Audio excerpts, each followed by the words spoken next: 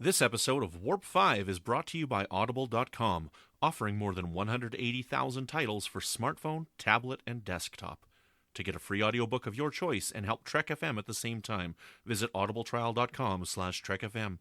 And also by Enterprise in Space, an international program of the non-profit National Space Society. Find out how you can help science and education and become a virtual crew member aboard the NSS Enterprise Orbiter by visiting enterpriseinspace.org. And if you want to join in on the conversation and share your thoughts on this episode or any other, please join the Babel Conference, our listeners group on Facebook. Just type Babel, that's B-A-B-E-L, into the Facebook search field. We look forward to seeing you there. Hi, this is Tucker Smallwood from Star Trek Enterprise. You're listening to Trek FM.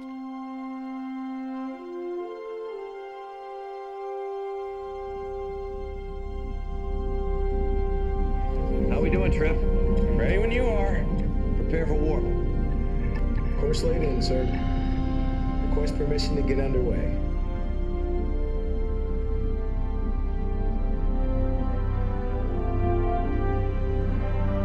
Let's go.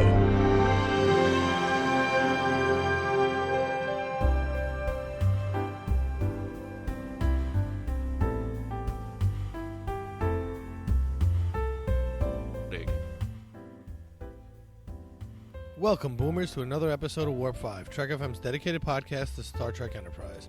I am your host, Patrick Devlin, and as always, I am joined by the lovely Brandon-Shea Mutala. Brandon, how are you? To call me lovely is illogical. It is not. I am a human. We have emotions. I do not understand your Earth emotions. I understand this. I get it. Vulcans. But you are not the only person on this podcast. We also have a special guest today. Our special guest is Karen. Karen, how are you? Good. How are you guys? I'm doing great. I actually do have emotions, believe it or not. I'm an emotional being. So, Karen, this is your first time on Warp 5. And I guess I should probably say Karen Chuplis. I should give you your full name, not just your first name. But so usually when we bring someone on for the first time, we like to ask them, how did you first get into Star Trek? How did you get into Enterprise? You know, what's your history with the franchise itself? Well, I've just been involved, been aware of it my whole life. I grew up, I probably even saw the first run, even though I was like 3, 4, 5, because I had an older brother. And then for sure, when they came back on syndication, I was glued to it. So I just grew up loving Star Trek. I had the James Blish, because you weren't able to watch them again.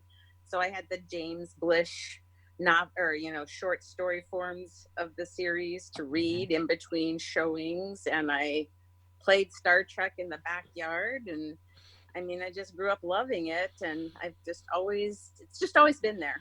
Mm-hmm. Which is your favorite series? Probably the original series. I don't consider it favorite. It's kind of got its special spot. And I have a hard time with favorite lists because it's whichever one I'm watching, kind of. But I would say the original series is my favorite just because it's my origin. Mm-hmm. And did you watch Enterprise on first run, or did you watch it later? Yeah, I did. I did watch it first run, and at the time I was even on Usenet, which was the old message board system on that alt-rec Star Trek, I think it was, and even back then talked about it with other people. I remember how it was talked about and everything. But yeah, I did watch it, and I will say, first run through, I liked it, but on now with the binging services, that's where I think it really shines, and I've really, really grown to enjoy it. Mm-hmm. Yeah, well, especially like a season 3 is really good to just sit through and watch through. You don't have to wait the weeks to find out. Mm-hmm. Yeah, and it seemed all over the place. It was really hard to find it at the time. They seemed to move it for everything under the sun. Yeah, it's a common complaint about what happened with that show, and one of the reasons it got canceled so quickly. But see, I don't remember that. But I also had TiVo then, so I would watch it after it aired, and my TiVo would find it. So yeah, I didn't have that problem. I got lucky. So that's kind of my whole, just always been my favorite go-to thing. And I feel like Star Trek is formative of my personality. Mm-hmm. What do you mean by that? I kind of viewed the world as I was growing up through the lens of particularly Spock. I always identified with him most. Mm-hmm. And it just was always there. I can remember having somebody, my sister went to School of Mines and Technology, and someone printed out a huge, on the old teletype computer printouts, a big Spock banner with the Enterprise and Spock that said "Live long and prosper," that I had up on my wall for years, stuff like that. I mean, I just really, my dad got me the first technical manual when it came out, sadly lost to a flood in the basement, but yeah, I loved that, just because it, I don't know, all of that stuff. Yeah, I was real into it. And that was about the only merchandise. I lived in the middle of the U.S. and a small city, so we didn't, you didn't have the merchandise that people get now, or even back then, but I managed to make my own merchandise a lot. Nice. Excellent. Well, right on. Well, today's subject we're going to be talking about is T'Pol, and kind of her interactions with humans as like a particular focus, and just maybe how her attitude has changed over the 4 seasons that we were watching. So Patrick, why don't you take it away? Where should we start? Well, first, what are your initial thoughts of her Vulcans, but more specifically T'Pol's reaction to humans early on in the series, Karen? I feel like she had to have an initial curiosity that just eventually got revealed.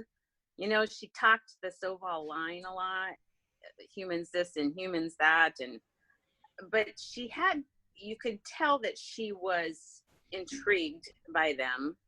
And I think throughout Broken Bow, you see her, especially when it gets to the end where they're following the warp signatures, and she and Archer get into that almost crime partner pattern where they're each on the same page and they haven't talked about it. And I feel like that was a kind of crystallizing moment when she's like, well, humans aren't quite what I thought they were.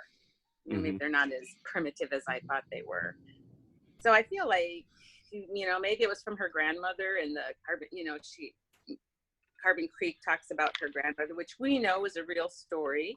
Obviously, they had a gag order on it, so she couldn't say that really happened. But I feel like maybe she had that instilled in her as a youngster, and now she actually gets to experience it. Yeah, that's interesting to think that, because when we hear the Carbon Creek story in season 2, like, T'Pol knows the story. I don't know if she embellishes a little bit. I mean, if we take Vulcans at their word, she's probably as factual as she could have been with the story that was told and passed down to her. But I bet you I think it's a great-grandmother, actually. I think her great-grandmother would have had a particular fascination with humans from her interaction with what was going on in Carbon Creek. And that's actually a very interesting point that you bring up to that connection, Karen. I've never actually thought of it that way, because I think with T'Pol we do get a sense of her fascination with humans, because I think in Fusion, like, we learned that she left the Vulcan compound and she would explore human cities when she was on Earth, right? Right. And we know from Carbon Creek that she took a trip to Carbon Creek, so she left the other Vulcans at that time too. She's had at least 2 experiences where she got to be alone in a human environment previous to coming on Enterprise. Yeah, because, like, when we go back and we watch early seasons of Enterprise, like, Archer's really the one who's aggressive towards T'Pol. Yeah. T'Pol's just Vulcan, right? And us as viewers, if you've watched all the other Star Treks, you know what Vulcans are. And I really do think that Archer is hypersensitive to what's going on, and he's putting a lot of his own feelings onto T'Pol's interactions with him. Yeah, he is. I mean, he is definitely, has a biased attitude toward her and toward, because of his history with the Vulcan, with the council. Mm-hmm. And we haven't had a ton of exposure. I was thinking about it, and other than Spock, when you go on and you have Spock and you have Tuvok, Next Generation didn't have a ton of Vulcans, and except for like Salar, Mm-hmm. So really, T'Pol is our, since Tuvok, the most focal point, and we certainly didn't see women Vulcans in this kind of professional capacity. Mm-hmm. So, I mean, there's that too, She personally, I think she's a great character for that reason. Like we get another, number 2 Vulcan and a female at that, and I think it's funny because I didn't get to comment on the Carbon Creek thing, but I didn't put that together either. Like I didn't think of, but interestingly enough, a lot of what we feel about how because I feel in the beginning she doesn't like humans, even though she's interested, she doesn't really like them. She mentions about not liking their smell, Mm-hmm. the smells on the ship get to her and stuff like that, but her and Archer are both really heavily influenced by their ancestors, because Archer's really mad at the Vulcans because he felt his father didn't get to see the Warp 5 because they held him back. Mm. And then she's more interested because her great grandmother passed down this story through her family, assuming, and so their feelings are built by their families more than their experiences, which is, in my experience, not a good thing, but happens all the time. Mm-hmm. And I get the feeling sometimes that she's almost quoting what she hears from the Vulcans around her. But as she is exposed to humans without that influence, she gradually becomes more open. In the early episodes that T'Pol is almost, I feel like sometimes she's just like she's interpreting humans, and she is, as she becomes exposed without the other Vulcans around her, she gets better at that. And I think Phlox is a key foil for her in that regard, since he Mm-hmm. approaches humans the complete opposite. They have great conversations. Mm-hmm. That she always seems to like open up just a little bit more. Well, and also what's interesting is because of Archer's bias towards them, he's more willing to go look into Vulcans in general. And I feel that him finding them spying actually helps her realize maybe they're not as bad, maybe we're not as good as I've been led to believe. So it opens her up more to listening and thinking for herself. Not that she's not thinking for herself before that, but everyone's obviously influenced by their culture and their society. So, but she's now realizing maybe my society is not exactly what I've been led to believe it is. Mm-hmm. Right. Yeah, I very much think so. I think that was a huge turning point, the Andorian incident all around. She was with humans inescapably, in the ship, at least go to her room, that whole discovery. Yeah, I mean, it's like, well, I always believe all of the other Vulcans, and it's like, this is, I think that's a big turning point for her. Mm-hmm. I almost think that with the character of T'Pol now, we've got a situation of somebody where, she's had one type of experience, one type of perception of humans because of what's been told to her by her family, and then she gets another interpretation of humans because of her interaction with other Vulcans. And so she's trying to sort that out internally, and which is part of the reason why she ended up going back to Earth and wanting to explore things and being able to leave the Vulcan compound, is because she was the kind of person who's like, I kind of want to find out for myself what these humans are like. And her attitude of like, oh, they're stinky and whatnot, like, yes, Vulcans have a more sensitive nose, but if she'd been living on Earth, she probably would have gotten used to a lot of that by then. So that could just be that remaining impression that she has of humans because of what other Vulcans have told her. Because, I work in an office environment, and I know that when I came over, like, me and one person didn't get along very well. And this person moved. We were both working in one place. This person moved to another location and then talked up a bad storm about me. And then I ended up moving to that same position. And so they all had this impression of my work ethic and my workability based on what this other person said. But then slowly as time came on, like my actual work ethic and my workability spoke for themselves. And they realized you were worse than he was saying. I was better. Thanks a lot, Patrick. So you would have taken that shot at me, and you know it. I would have, yes. So, anyways, but so I think that she's kind of like that too. So she's been influenced by what other people are saying, but she wants to kind of find out on her own what humans are. And early on, I think she's in a position where you're right. All of that's true, but Archer is so anti-Vulcan that she's like, well, maybe society is right, because that's one of the, and this is another part of great Star Trek social commentary. If you've only been, I live in New York. If I've never left New York, I would never know anything but New York. I wouldn't.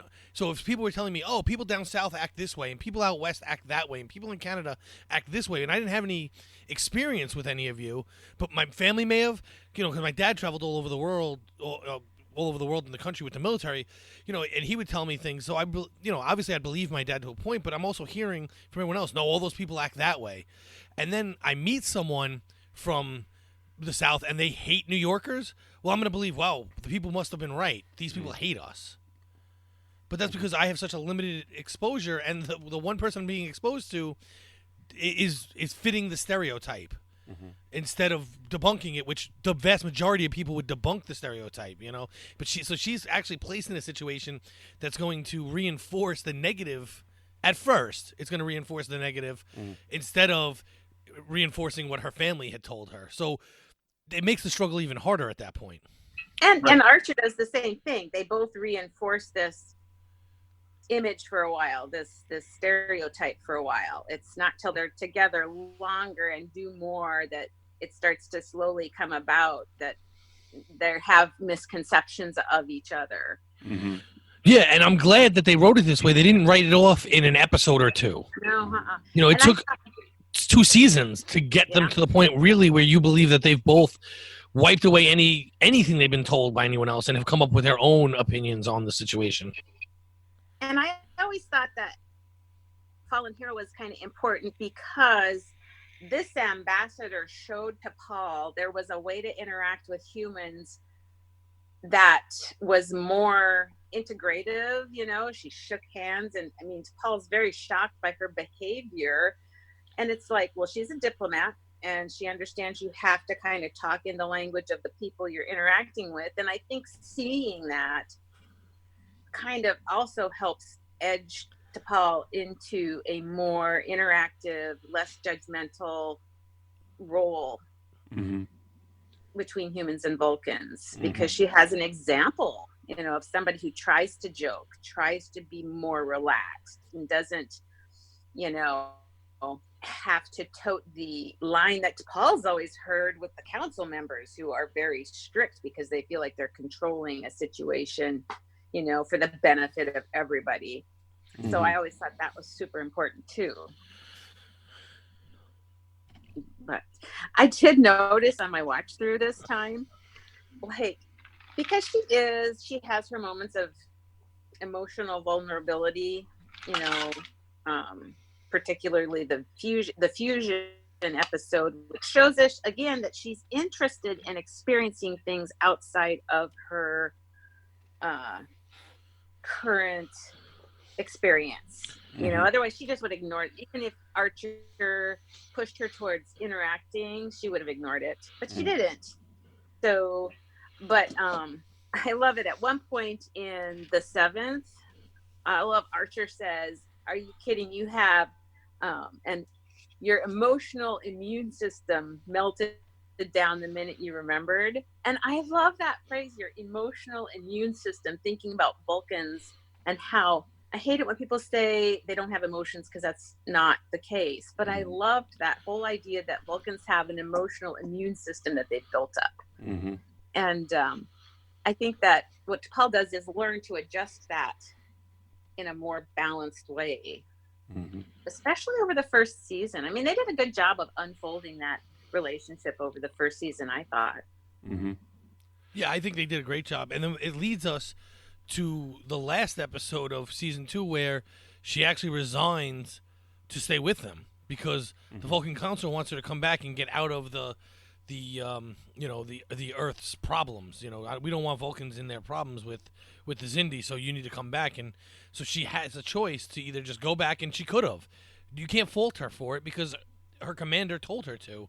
But instead, she decides, no, I'm gonna resign so I can stay, and that's a giant leap forward from what we see, early on season 1. She would have never done that early. And she does it because she really feels she can contribute, and she is concerned about Enterprise and her shipmates. And I think she kind of realizes that, again, she had a very pivotal conversation with Phlox in that episode. He is her little sounding board foil for that situation as well. She's like, why are you staying? And it's like she almost has to feel him out to make her decision. Yeah, it's interesting. I've watched a lot of these episodes, I don't know, 20, 30 times, and until this podcast, I never realized just how important Phlox is to her character development. But it's massive. Oh, yeah. Yeah. They're small scenes, but they have quite a few little individual scenes where they talk, and it's always kind of like a little model that he's kind of saying, well, now look at it this way. And you can tell from his twinkle in his eye that he knows what he's doing when he's talking to her also. That he's saying, well, look at these things, and I really like their relationship. Another relationship that she has with humans that I want to talk about is her relationship that she has with Trip, right? Because is this something that we believe with it? Like, I'm a big Trip and T'Pol shipper, right? Out of all the relationships in Star Trek, it's probably my favorite, right? It's the one that I want it to happen. I love Dax and Worf, right? But most of the other ones I don't really buy, but I like this one a lot. And I'm wondering, do you guys think that this is a believable relationship that we got out of the show? I'll start with you, Karen. Yeah. So I yes, but I've been on record a lot. I don't care about relationships on Star Trek. They don't make or break an episode for me. They don't matter to me. A part of it is there were a couple really creepy scenes to watch with your grandmother, with them. And I said that early on when I first came on. I watched the show with my grandmother, so the massage scenes were just a little awkward to watch with your grandmother at age 18, 19 years old. But no, I mean, it's believable. I just wasn't a big. I don't want to say I wasn't a fan of shippers because I just didn't care one way or another if they had relationships on the show or not. It didn't. If they had them, great. If they didn't have them, great. Whatever, So I didn't pay attention too much to that. Although this one was very in your face, and it did play a role because, and we've talked about it before, Brandon, where because she's Vulcan, it drove him crazy later on in late season 3, season 4, somewhere, but which we didn't really buy into that part of it. But I think I liked it better now looking back, I would have liked it better if they continued down the Archer path, which is where they were going at first. But this one's probably more believable. I can see both of them, but I actually feel like I thought it was believable. It could get a little, sometimes they got a little heavy hitting on there was particularly an episode, I can't remember which one, where she's clearly jealous of his relationship with that Mako. Yeah, but I think it was Harbinger. That was a little bit, that episode is a little too far that direction. I don't think she would have been quite so in your face about that. But they definitely had, an opposites attract. And I think they both came, there was furthering their steps toward open-mindedness toward another culture. Because I always think it's interesting. Do you ever think about what a huge chasm alien relationships would be when, just like as we were pointing out, different parts of the country or the world, Earth, there's such cultural differences. And that would be so magnified between alien cultures, and I liked their relationship a lot. And, of course, nothing comes to pass how we wanted it to, but. Do you think that we would have got that relationship without the neuropressure? it just might have taken longer, probably. You think it still could have happened? Because I think it's kind of starting as early as season 1, really. Okay. You know, there's an episode, I can't remember. Even like, is that Shuttle Pod? And, you know, Malcolm is asking, you know, saying to Trip, tell me you haven't noticed how attractive she is. And he's like, no. And I think kind of from that point on, he starts thinking about her a little more or less as an alien. Because I do think at first he's like, that's an alien. And not just, you know, interested in, they definitely come to loggerheads a lot. But I do think that kind of opens him up to, well, wait a second. You know, by that time they're starting to be shipmates, and that's what changes things. Mm-hmm. I just think it would have taken longer without the neural pressure stuff. Mm-hmm. We definitely would have needed the 7 seasons then. Yes, well, we needed 7 seasons anyhow. I don't think it's such a shame. So now, I wish I could remember the name of the episode now, and I really can't. What's the episode where they get hit with the anomaly and then he can't remember, so she stays with Archer? Twilight. Right. So, what did you think of that relationship progressing that way? If those events had been, it turns out at the end of the episode they don't exist, but had the events played out, do you think she at that point was in that state of mind to do that then? I felt like that was a much more caretaker friend role, not necessarily, you know, it's almost like she just was, I think they were very bonded no matter her relationship with Trip or not. I think she really trusted Archer and that they really liked each other in a whole different level, you know. I bet she trusted Archer far above Trip for any situation. And I think that's how in that episode she ends up being his caretaker, you know, which that's just such a sad episode to me. I really liked it, but it's just kind of, you know, the Alzheimer type situation almost. And it's just really quite touching, I think. So, but you do think that had they not figured out how to fix it, those events would have played out that way? I think so you think she would have stayed, even if it wasn't romantic, she would have stayed? I think she would have. I really do. I think she was that loyal to him. Interesting. Well, Brandon, I mean, we've talked about it before, but how do you... I see that as platonic. I know that they kind of leave it open and vague to interpretation, and that's how Mike Sussman wanted it to be. But I interpret it as just a platonic friendship and loyalty situation, you know. But I see the development of that bond and that loyalty.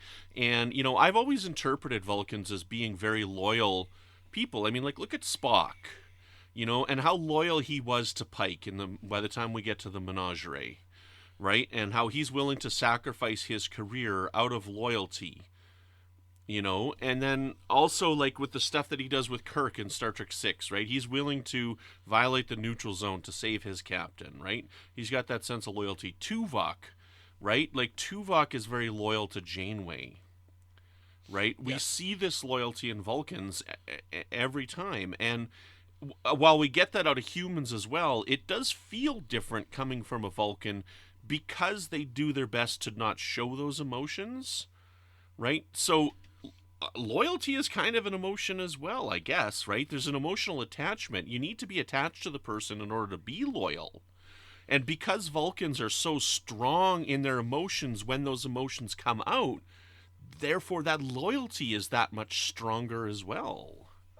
Yeah, I think you're right. I absolutely agree that it's a characteristic of once you make a Vulcan friend, that's a deep connection, whether it's platonic or romantic or, you know, it's very almost unbreakable, really.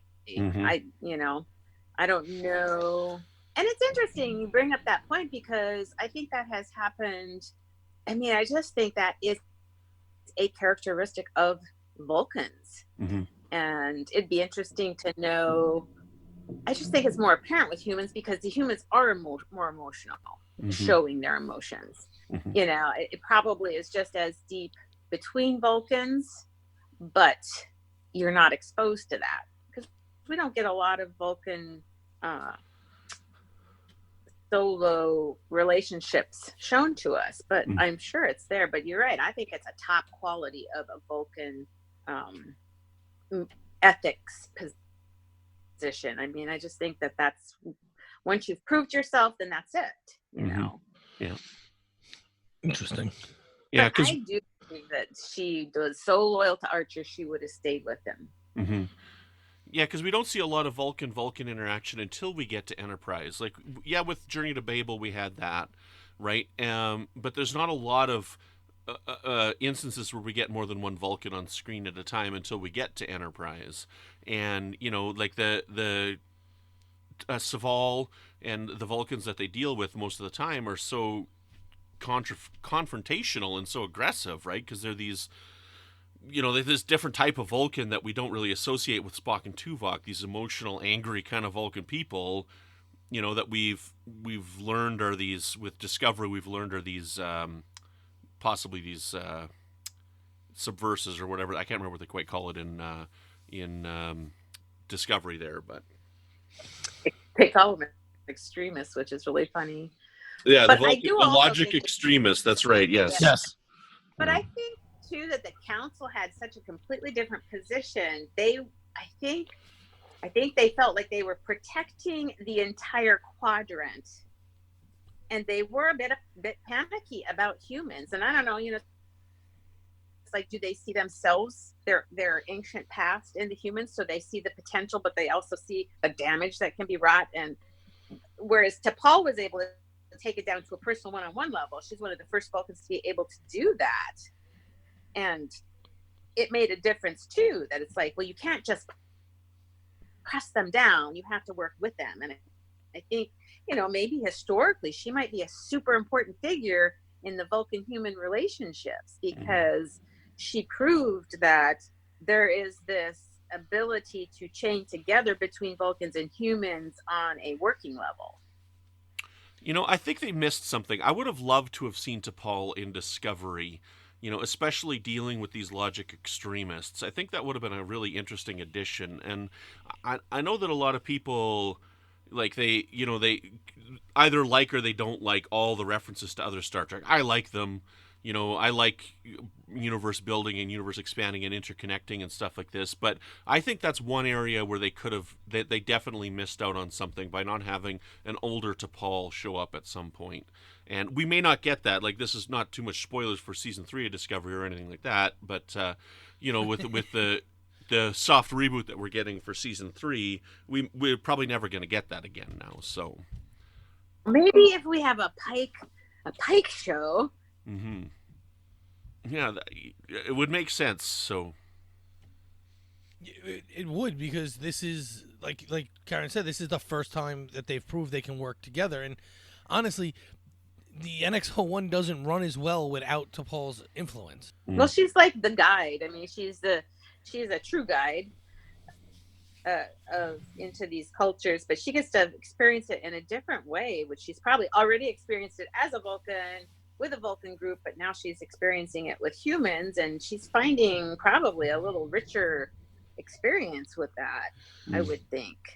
Yeah, and we also have to remember at this time, this is when they push out the old council and bring in the council that we've known for the rest of Star Trek. So, you know, there's a big change coming, and a lot of it stems from what the Enterprise does, and T'Pol's a major player in that. All of that happening. And imagine finding out about her mother. I mean, I'm sure that was also a big influence, you know, and I think she experienced a little bit of hurt that way too. Mm-hmm. Well, her mom did get kicked out because of her affinity for humans, right? So yeah, it's just, I don't know. I think that she has a really nice, rich, interesting background that you get revealed as it goes on. And they mention a lot of times that she's the first one that lasted past 2 months of working one-on-one with humans. Yeah, as far as they're concerned, yeah. So they ignored the Carbon Creek issue, right? Because that lasted way more than 2 months. But well, I feel like they have a gag order on that whole incident. Yeah. But Well, no, because they say that it's on record in the Vulcan. But I feel like she doesn't get to talk about it. It's not like well, it can't be just in the database, or the guys could have looked it up to see if it was a true story. Yeah, but Enterprise doesn't have all of the Vulcan database. Mm-hmm. So, like, they don't have access to everything. But it's on record somewhere, but they don't really acknowledge it anyway. Mm-hmm. Even still, they like they said, she's the only one that's gone 2 months. Well, we know that's not true if we believe Carbon Creek. So, you know. She always just want to follow the guy who stayed. I just think it would be so interesting to see what his life was like. Well, then you need to start reading Dayton Ward's books, because he takes. Does he follow him? Yeah, there's a couple of books that take place during those time. I can't remember. I think Desperate Measures or Drastic Measures or something like that is one of them. I think it's Drastic Measures. I'm seeing if I can look over here and see them on my shelf. Well, what I'm more interested about that guy's life is, when he died, nobody knew he wasn't human? Yeah, did he never get injured? I want an answer for that. I mean, it doesn't really matter. I get it. But I want an answer for that. Mm-hmm. And maybe he took measures to keep that from being discovered. I mean, there'd be ways you could avoid that.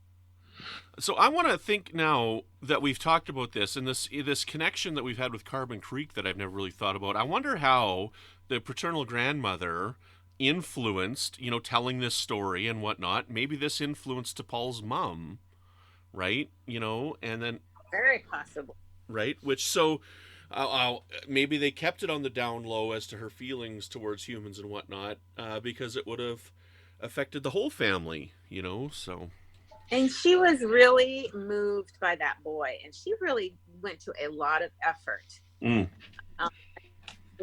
I love that episode because of how she just, she's still maintaining the whole, I don't want to be here, I'm not part of this, until she has that one conversation with the teenager, and he says he's not going to school, and it just kind of, I think that's when she realizes how much she actually does think there's potential here. I can't see this potential wasted, and I can't imagine not instilling that in your family, especially down, there's definitely going to be some residual fallout from that. And I think it was that she's influenced the family to understand that humans aren't necessarily what you're just taught they are. There's more potential than that. Yeah, and now talking about this in long form, I mean, really, T'Pol's family is like the most important Vulcan family to Star Trek. I think they're very important. I think she is very important, and I think that she does not get the credit she deserves for being a really formative place in this universe. Yeah, without this, move over, Spock. But it's true. I mean, I people are screaming right now. But really, we don't have.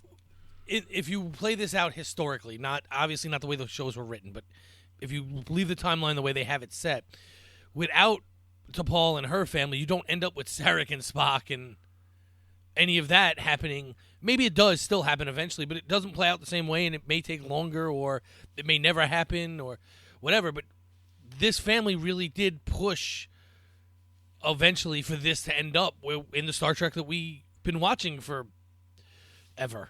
Well, I feel like there's probably pockets. Like Sarek and Amanda would have been kind of in tandem, but there's another person who sees something that, he's very, I mean, there's no doubt he's attracted to the human culture for a reason.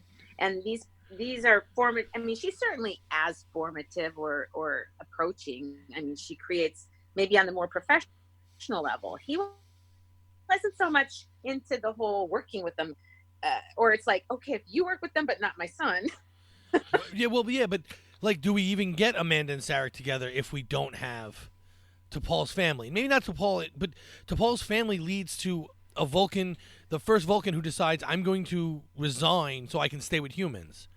Right? Mm-hmm. So now, moving that storyline forward, do we even end up with Amanda meeting Sarek and falling in love and ending up having a family if we don't have those events? If we don't have the Endorian incident and everything that happens in Enterprise that leads up to that moment? I mean, Yes, it's possible. I know people are screaming it's possible, but the world plays out different if events play out different. That's just the way it is, like. I think there's a very, I actually think in reality, like if that were a real situation, you have to have a linchpin person or event that got you past that chasm of the cultural differences. And I think they filled that in very nicely here.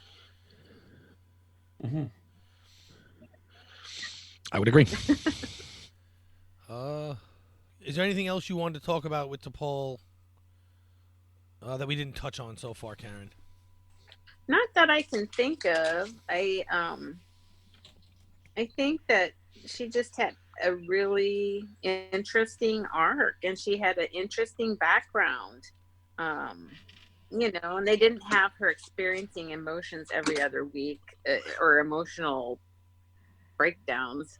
Mm-hmm. Meltdowns of her emotional immune system. I just love that phrase. I just think that's so great. Until, of course, she became a drug addict. Well, and even that was not prolonged. I didn't feel like they prolonged that too long, and and had a good basis of why. It was really, and I actually kind of liked that whole. Now, do you find it interesting that the mind meld was not? Even she thought it was kind of a myth. Well, if we're talking about myths, she also believed that you couldn't time travel while she was time traveling. So that's very Vulcan, right? She was so set in her ways. The Vulcan High Command has decided that, I don't know the exact words, but whatever, that time travel is not possible. He's like, you're in I forget what city they went to, Detroit, right? You're in Detroit in 1950. I think we can say that that's wrong now. Nope, they said it can't exist. Yeah, I think it's after that period where they go. What is that? It's Carpenter Street where they go. Yes. Yeah, and then after that, she finally gave up the ghost and was like, I'm not going to say it out loud, but okay. Yeah, right. Let's just not talk about it. Yeah, exactly. Excellent, right on. Anything we missed that you wanted to talk about, Brandon? No, I think we touched on everything here. This was an interesting conversation, and I love that Karen brought up that connection to Carbon Creek, because we take Carbon Creek as to what it is, but I there's always been that disassociation with me, and I've never really, while I understand it's a relative, I've never really put it into context of her family, So I don't know. It's just this. I think it's pivotal. I really do. I think it makes you understand that she has a layer under her that it's like, well, no wonder she wants to stick this out. Mm-hmm. Yeah, that's a great point. No I really. She's a little more. Yeah, I'm really. All right, so Brandon, does that change your vote? For what? Is that now essential? No. Oh, I hate Maybe. It is too. You know what? Actually, maybe I do change it now. It actually. It's an essential part for maybe understanding T'Pol's character. So, yeah. I think it is a huge part of it, Yeah. And I love how... All right, I got it in.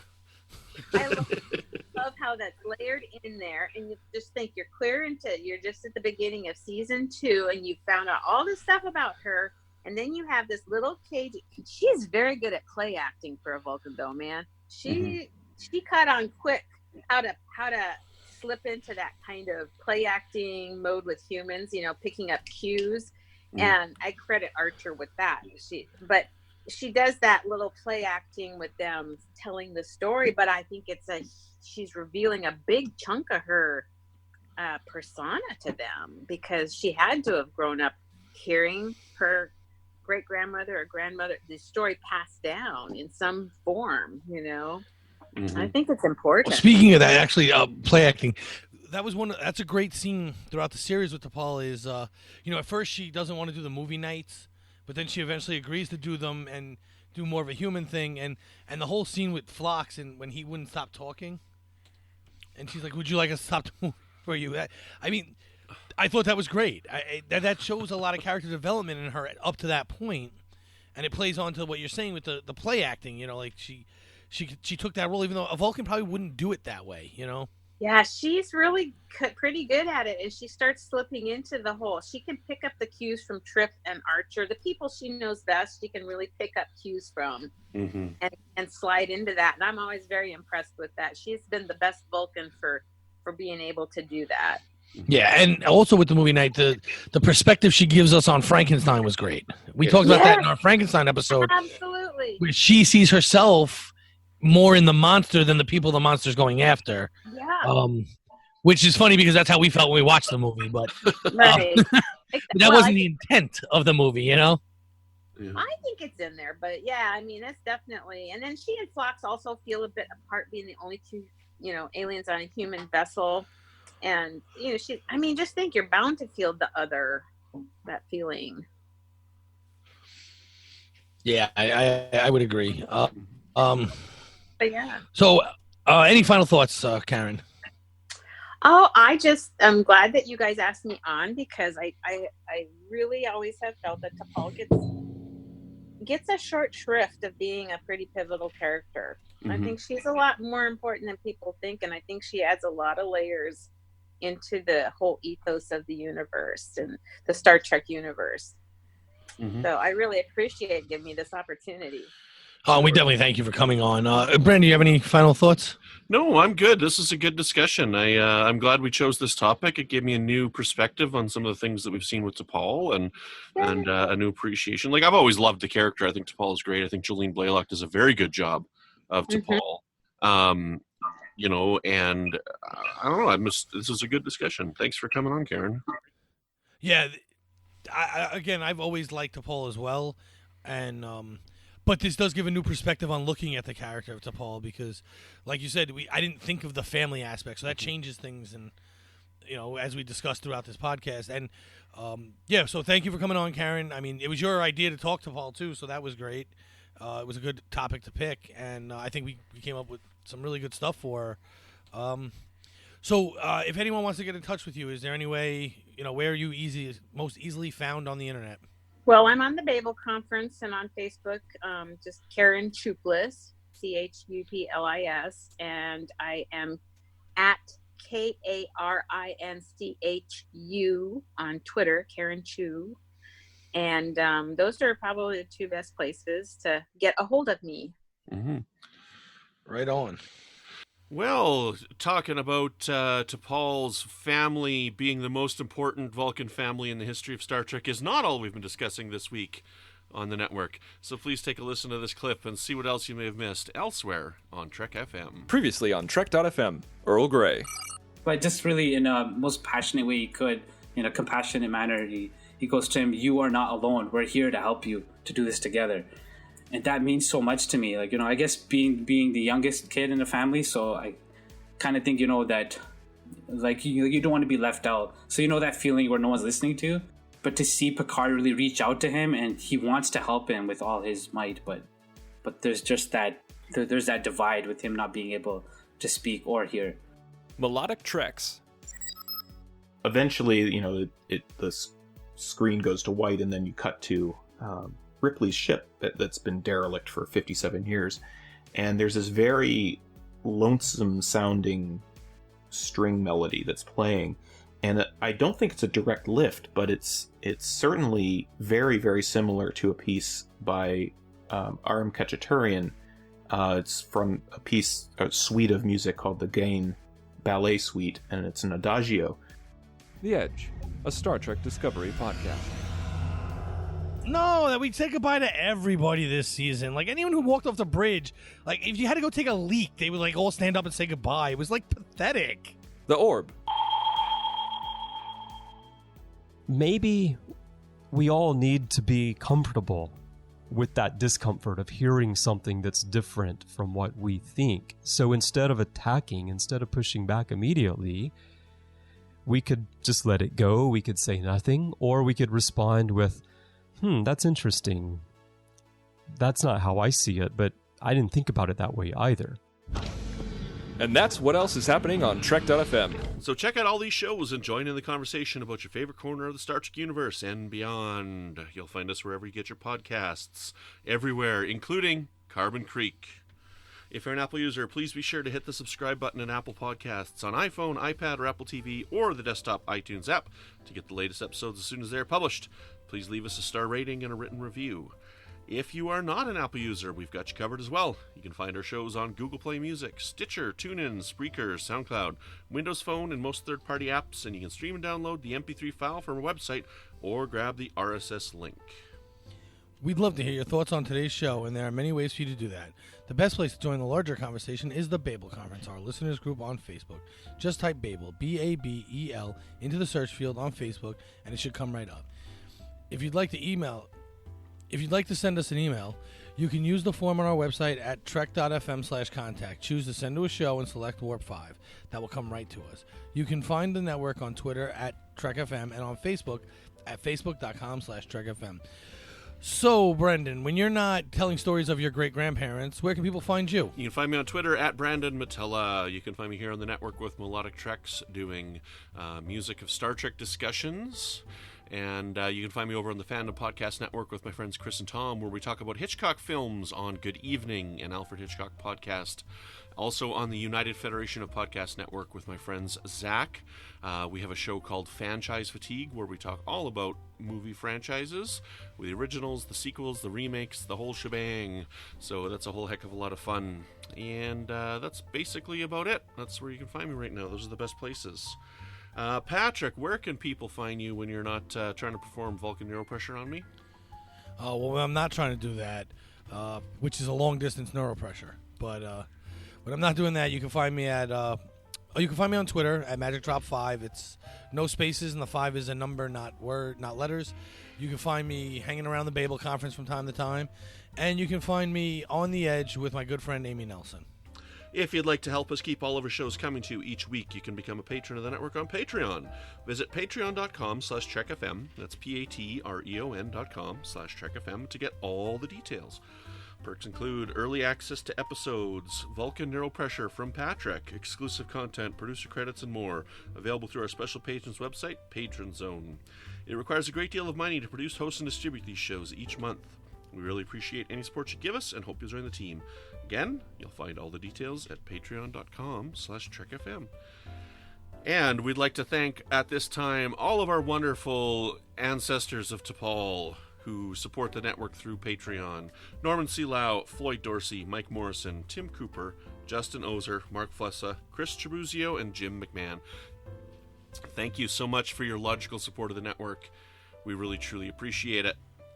Well, that's all we got for you this time. We're not quite sure where we're doing next week, but the episode after that will be our discussion on The Exorcist.